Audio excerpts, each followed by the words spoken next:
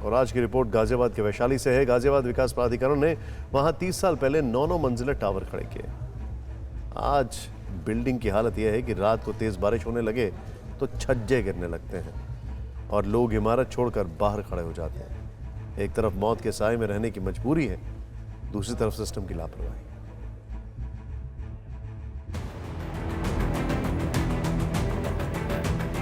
गाजियाबाद के वैशाली में खड़ी अलकनंदा और मंदाकिनी नाम की ये इमारतें कभी भी बैठ सकती हैं। नगर निगम ने इन्हें खतरनाक घोषित कर दिया है। फिर भी 30 साल पुरानी इस बिल्डिंग में करीब 150 परिवार जान हथेली पर लेकर रह रहे हैं।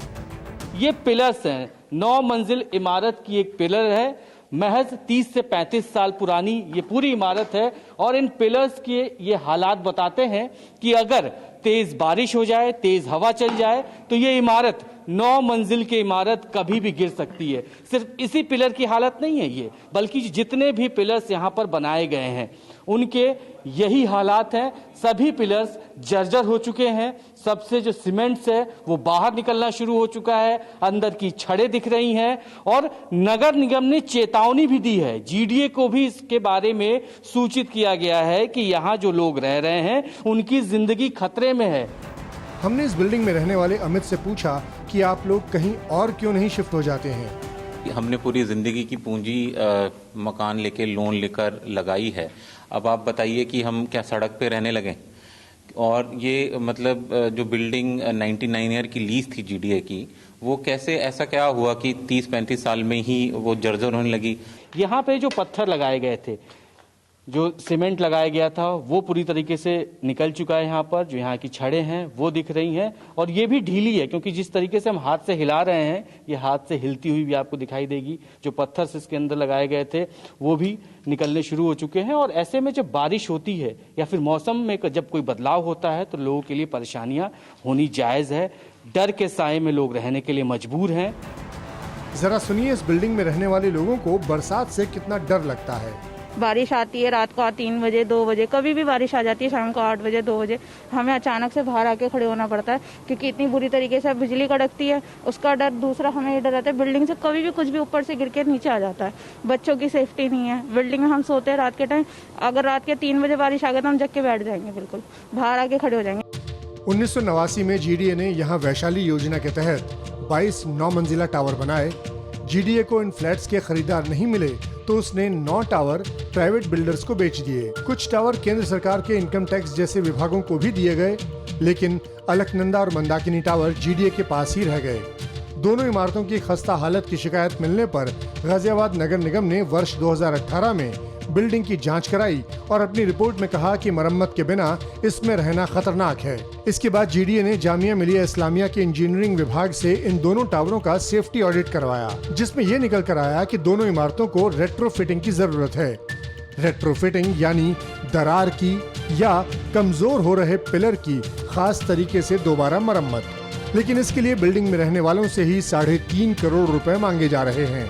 जीडीए उसके बाद क्या कह रही है कि हमने जीडीओ को जब अप्रोच किया इस बारे में तो उन्होंने एक सोसाइटी को, एक बॉडी को यहाँ पर लगाया सो दैट वो चेक कर पाए कि क्या यहाँ पर ये बिल्डिंग की स्टेबिलिटी क्या है।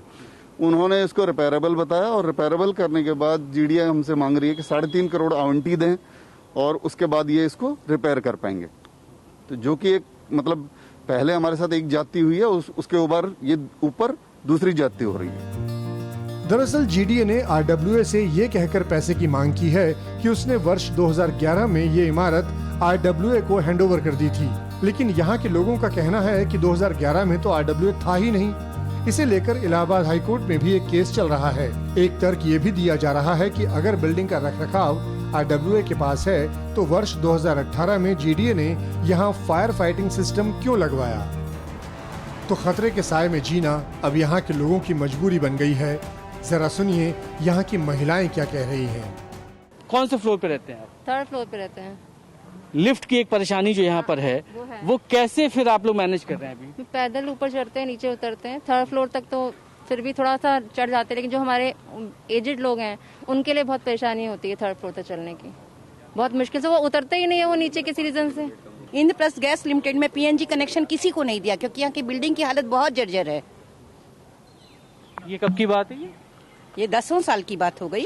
अब तक कनेक्शन भी नहीं मिला आपको? एक घर में कनेक्शन लगा है, शुरू में लगा था वो कनेक्शन, उसके बाद आज तक किसी को नहीं दिया गया कनेक्शन। हम लोगों को तो इतनी दिक्कत होती है कि ना कोई डिलीवरी बॉय आता है ऊपर। इनफैक्ट हमारे वाटर कैंस भी जो सप्लाई होती है वो हमें उनको भी एक्स्ट्रा पे करना पड़ता है। हर चीज़ के लिए हमें एक्स्ट्रा पे करना पड़ता है। 15-20 लोग भी रहते हैं यहाँ पे, तो ये कितना मेंटेन कर लेगा आदमी? पूरी बिल्डिंग तो रिपेयर नहीं करवा सकता है उस अकॉर्डिंगली। तो गवर्नमेंट को या जीडीए को ही कुछ एक्शन लेना पड़ेगा इसमें, अगर ये रिनोवेट होता है। हमने जीडीए से पूछा कि आप बिल्डिंग की मरम्मत क्यों नहीं कराते। जहाँ पे लोग मेंटेनेंस नहीं कर रहे हैं तो उस स्थिति में 10 साल, 15 साल, 20 साल में बिल्डिंग की स्थिति खराब हो जा रही है। ये भी प्रोजेक्ट्स वैसे ही हैं, तो इसको हम लोगों ने चेक भी कराया है। तो जीडीओ अपने स्तर से इसमें पहल कर रहा है। We have asked many developers कि उस एसोसिएशन वालों से आप लोग बात करो और ये बिल्डिंग या तो आप लोग बायबैक कर लो या उनसे आप कुछ करार कर लो कि आप इसमें इतना पोजीशन आप दोगे। बाकी जितने पेपर वर्क्स हैं, GDA is ready to facilitate it and we are on it. हमारा पहला प्रायोरिटी है जिस भी होम बायर्स हैं वो सही ढंग से रहें, सुरक्षित रहें। दिक्कत यह है कि बिल्डिंग की मरम्मत का काम भी अपने आप में काफी बड़ा होगा और उसके लिए इन परिवारों को कुछ दिनों के लिए इमारत को खाली करना होगा। फिक्र आपकी, सोमवार से शुक्रवार रात 9 बजे सिर्फ TV9 भारतवर्ष पर।